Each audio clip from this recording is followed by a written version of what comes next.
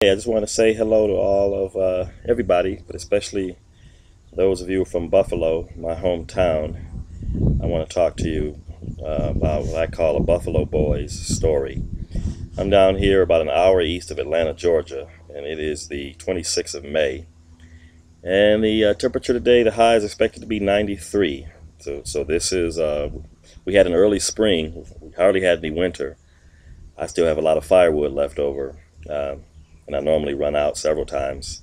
But we had an early spring, and now we're about to hit the throes of summer. It's supposed to be 93 today, high, and the humidity, of course, is up. So everybody's got their air conditioning on, and like I said, it's hot and humid down here. I remember growing up in Buffalo. I never heard of air conditioning. We always either opened windows or we had box fans, what they call box fans, in the windows. We didn't have air conditioning in the home back in the 50s and 60s and 70s. We didn't even use it in the cars. I never heard of air conditioning until I came down here to Georgia, where it's very hot and humid. So it's going to be in the 90s now, pretty much every day from now, unless there's some kind of short break, and there'll be a very short break from now until, let's just say September, late September. It'll be in the 80s and 90s, and it'll cool off to the 80s and eventually the 70s, etc. Then we'll go into winter. But again, we barely had a winter. We had no snow in this part of Georgia and south. I'm in North Georgia, like I said, about an hour east of Atlanta. No snow. I believe they got some north of here in the mountains going toward Tennessee. But we had no snow, not even a trace. All right, so anyway, having said that, I'm sitting here, and I want to tell you what I'm calling a Buffalo Boys story. I want to read to you from a book that the Lord blessed me to write and have published. It was published in 2007. And the name of the book is Cover Your Father's Nakedness, Forgiving the Father Who Forsook You. And in this book I write about broken relationships between fathers and their children, either because the father was absent or because he was present but emotionally absent, which in some ways, as I say in the book, can be as bad or worse. I talk about growing up in Buffalo in the 50s, 60s, and 70s. I left home in 1976. August 27th, to be exact, I do believe, and went into the Air Force, Lackland Air Force Base, San Antonio, Texas. And so I talk about growing up, and I talk about how the men were back then, how men provided for their families, but did not show the emotions that many men show today. I talk about how I went into my friends' homes and you never saw men doing things that many men, including I myself, do today. When I was growing up, you never saw men washing dishes, ironing clothes, vacuuming the floor, sweeping the floor. That, when I was growing up, as a man, that would be considered effeminate. And so you didn't see men doing that. You saw men drinking, sitting there watching sports, doing things that were considered manly, shoveling snow, using the snow blower, taking out garbage, those painting homes, etc. Those things that were considered masculine. But you never saw men in those days, or it was very rare, I should say, to see men at the supermarket shopping like you see today. So times have changed, and because times have changed, there's been a change in the culture, the cultural expectations. But anyway, so in my book I write about broken relationships between fathers and their children, the causes and possible solutions. And as a Christian who gave his life to Jesus Christ our Lord on May the 20th, 1979, I believe that the solution is through Jesus Christ. Now, the Lord can use other methods. He can use therapy, counseling. He can use whatever method he chooses to use. That's why he's called the Lord. But I believe that through a relationship with Jesus Christ, brokenness in children, and including in adults, because in my book I interviewed many adults who did not have the relationship with their father that they should have had or would have liked to have had, including my mother.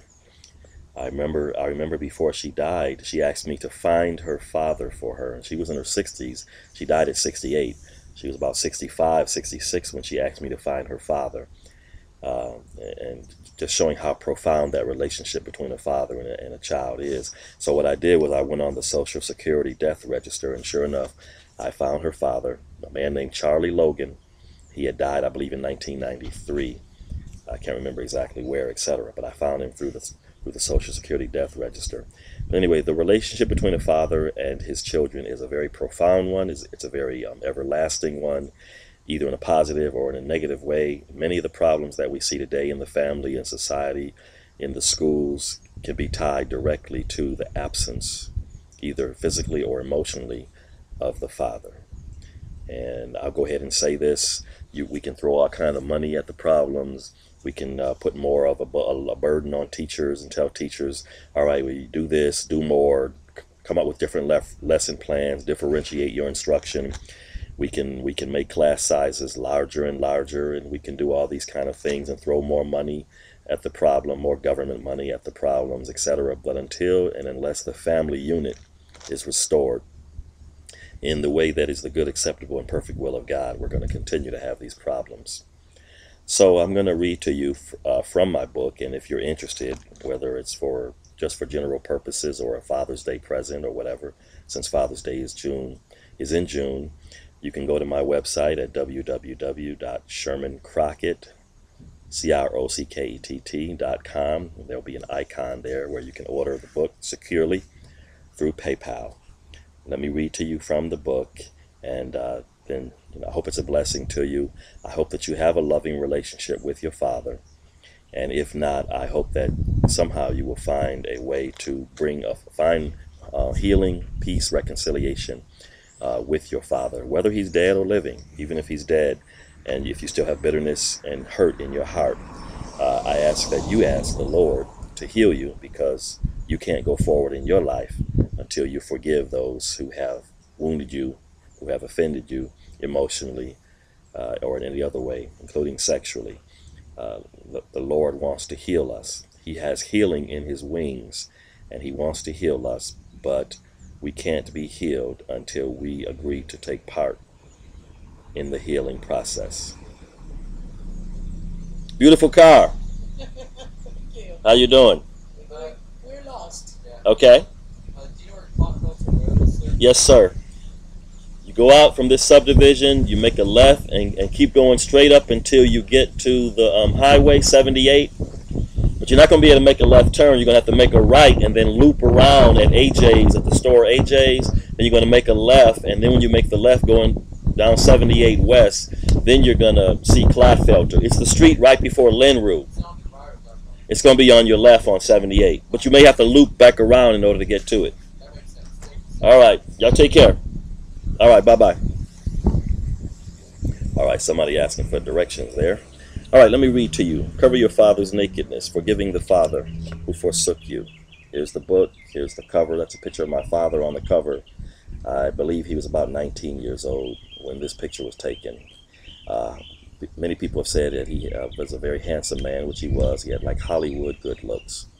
All right. Anyway, this is the book that the Lord blessed me to publish, and I'm going to start writing my second book this summer, dealing with the government policies and public attitudes toward the African American male. But we'll talk about that later. So the name of the book, Cover Your Father's Nakedness, Forgiving the Father Who Forsook You. Chapter 1, What Manner of Man Was This? And then under the title, I have the quote where my mother said, Buddy, which is what they called me when I was growing up. Buddy, will you find my father for me? And that was my mother, Joan Witcher Crockett, at that time, age 66. Buddy, will you find my father for me? So here we have someone who was almost 70, still yearning to know about her father. Again, that profound influence of the father upon the life. My father was a very difficult man to figure out. I suppose that he epitomized the cliche, an enigma wrapped in a riddle, surrounded by a mystery.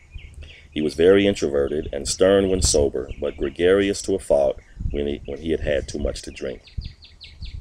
I don't know much about his background except that he was born on March the 25th in 1934 in Buffalo, New York. The date unflinchingly reminds me that he was a Depression-era baby, born one of 8 siblings to James and Ophelia Crockett. They must have been very poor, for the story is sometimes told that a funeral home director named Sherman L. Walker paid my paternal grandmother $5 to name her third son after him. Of course, in 1934, $5 was like $500 or even $5,000 today, especially if you were poor. It also baffles me as to why my paternal grandfather wasn't in on this momentous decision. Also strange is the fact that I recently found out that I am a Crockett, in spite of the fact that my paternal great-grandmother, Elizabeth Crockett, never married my paternal great-grandfather, William Giles, who evidently never signed the birth certificates of the 8 children that they produced. So biologically, I and many others of the paternal side of my family are Giles, but somehow the name Crockett survived for several generations. Thus my father's name was Sherman, as is mine, a name that I suspect many blacks adopted from the famed Civil War general William Tecumseh Sherman, who was reportedly a racist. I don't know much about my father's early life, except that he was supposedly a very good high school football player, and that he graduated from Hutchinson Central High School in Buffalo, New York. I've also been told that he was offered a football scholarship to Columbia University in New York, but turned it down because he felt that he was too poor and shabby in appearance to take advantage of such a great opportunity. He and my mother were married on August the 22nd, 1953, and I was born on March 4th, 1957, the youngest of 3 children. My earliest recollections of my father are of a man who loved his wife and children, but was, like many men, ill-prepared to assume the awesome responsibility of leading a family. This unfortunate fact is undoubtedly due to his not having had a father as a role model, because his father, James Plimps Giles Crockett, died when my father was only 6 years of age. My earliest recollections of my father are also of a man who went through the motions of the sundry rituals of fatherhood, but never felt naturally comfortable in his paternal role. I can say this in retrospect because I can remember times when he would do things with us as children, but not seem as though he himself was enjoying it. It was almost as though he was doing things with us against his own volition, against his own will. For example, I can remember him taking us on long walks, or so they seemed back then, through the snow in the dead of the Buffalo, New York winters. During the walks, he would hardly, if ever, strike up a conversation or give us any indication that he was enjoying the time being spent with his children. He seemed distant, as though the duties of fatherhood were too mundane for him. Perhaps he was too preoccupied with the demands of providing for us and being a young husband to enjoy the precious little time which we spent together. I can also remember my father taking me to professional football games. Growing up in Buffalo, we were privileged to have a professional football team, the Buffalo Bills. As one of the first entries in 1959 into what was then known as the American Football League, the AFL, which is now known as the American Football Conference, the AFC, of the National Football League, the NFL. I can remember my father taking me to games against the San Diego Chargers, and the San Diego Chargers. I say this with tongue-in-cheek because it seemed as though every game that we went to was against the San Diego Chargers. This was in the days of such AFL greats as Jack Kemp, whom the Bills acquired from the San Diego Chargers, and who went on to serve in Congress. Elbert Golden Wheels DeBinion, Cookie Gilchrist, Tom Sestak, Paul McGuire, you remember him from ESPN, John Hato, and Lance Allworth, 2 San Diego stars. Later pro stars that I would be privileged to see would be O.J. the Glove Didn't Fit Simpson, Broadway Joe Namath, Emerson Boozer, and Darryl the Mad Bomber LaMonica of the Oakland Raiders. I can still vividly remember where I was and what I was doing when Simpson became the first running back to rush for over 2,000 yards in 1973. I was working at Anaconda American Brass on Military Road when the Bills were playing the Jets and Simpson broke that record. Most of my memories of my father revolve around music. Our home and the homes of my relatives on my father's side of the family were almost always filled with the music of the Motown and other greats such as Marvin Gaye, the Temptations, the Supremes, the Four Tops, Bobby Blue Bland, Ray Charles, the Dells, the Isley Brothers, James Brown, and many others. These were in the days of wax 33, 45, and even 78 RPM records, when you had to put a plastic disc in the middle hole of the wax disc so that it would properly rotate on the record player's turntable. We literally had stacks and stacks of records to which we would often resort when we wanted to fill our home with the sounds of music. There were certain songs which would cause my father to go into an emotional frenzy when he had had too much to drink. The song which readily comes to my mind is How Sweet It Is to Be Loved by You by Marvin Gaye. Gaye had that sweet tenor voice which rivaled that of the legendary Nat King Cole's in quality, or you could say even Sam Cooke, although in my opinion nobody could touch Sam Cooke. And when he would belt out lyrics to How Sweet It Is, my father would begin to howl with approval. It was as though the combination of Seagram's Seven Crown and Marvin Gaye had purposely and meticulously conspired to release my father from the emotional prison which had so successfully bound him. Another song which comes to mind is Stay in My Corner by the Dells. When my father would hear this song, he would begin to ask those around him if they were in his corner. And if you said, if he didn't get the response you were looking for, he would always remind you that God was in his corner. He would usually end his alcohol-driven inquisition by declaring that God was in his corner even if no one else was. It was as though certain songs combined with liquid spirits had the power to bring clarity to the emotional turmoil that was his daily existence. My father was a very stern and harsh disciplinarian. I honestly believe that the Department of Family and Children Services, or DFACS, was created because of him. I don't say that to suggest that he abused us, because he didn't, but he did whip us without fear of social services retribution. When he whipped us, it was with a fury and with a vengeance that was probably without rival. He never used anything but a belt, and for that my two sisters and I are so grateful, because had he used an ironing cord, which was often used by some parents in the 50s, 60s, and 70s, my two sisters and I might not be here today, or if we were, we would carry some very severe physical and emotional scars. I have absolutely no doubt in my mind that my father loved us, but when he whipped us, we surely didn't feel any love. It was as though every time he beat us, we were at the judgment seat of God Almighty. It was as though all of the emotional turmoil that was trapped inside of my father's benighted soul found its temporary release at our hide's expense. I remember very vividly one time when my father beat my eldest sister so badly that in order to escape his leather vengeance, she jumped through a closed window in the den of our home. This epitomized just how savage my father's beatings could be. I can also vividly remember my last whipping at my father's hands. If you'll notice, I'll call them whippings, not spankings, because spankings weren't in my father's code of parental justice. In those days, the Department of Family and Children Services, or DFACS, had not yet struck fear into the hearts of parents when they disciplined their children. There was no time out, and the social scientists hadn't yet had time to tell parents to rebel against the Holy Scriptures, which admonished them to lovingly but firmly adopt corporal punishment toward their children.